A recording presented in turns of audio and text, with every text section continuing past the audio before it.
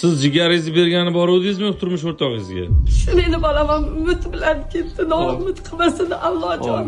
Var onani yaratmasin ekanda. Jigarsiz o'z bilan 2013dan beri og'riydi. Meni bolamga shuni chiroyli qilib yordam beringlar.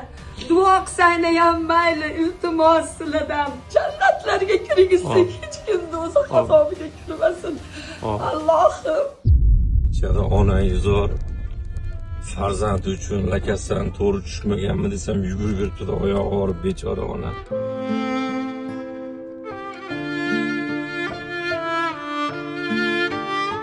Chiqing bola. Va alaykum assalom. Yaxshimisiz? Keling, ochib qo'ying.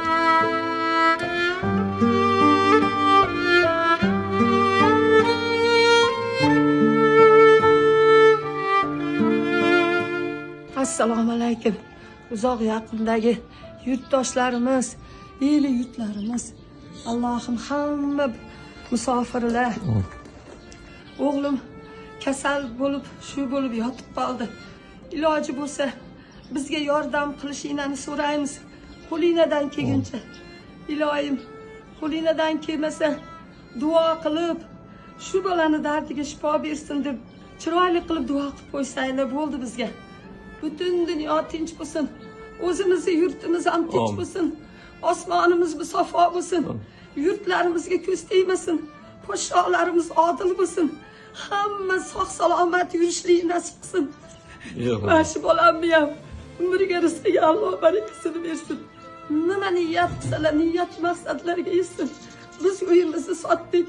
Shu bolaga mayli bo'lar ham o'lib o'ssin. Bolalarini orzu havasini ko'rsin. Hech kim qoqilmasin, yiqilmasin, kasal bo'lmasin, sog' salomat yurishlikni nasib qilsin. Shu meni bolam ham umid bilan ketdi, noumid qilmasin Allohjon. Allohim sendan boshqa Rabbim yo'q. Hech kimni zoriqtirib qo'ymasin, aka-ukaga, onani, o'g'liga, bolani, farzandlariga. Hech kim farzand dog'ini ko'rmasin. Bitta bolamni umid qilgan. Men chidamayman endi. Allohim umrini uzoq qilsin.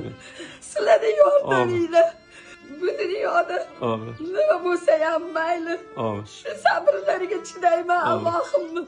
Bu dunyoda do'zax azoblaridan hammani jannatlarga kirgizsin. Hech kim do'zax azobiga kirmasin. Allohim.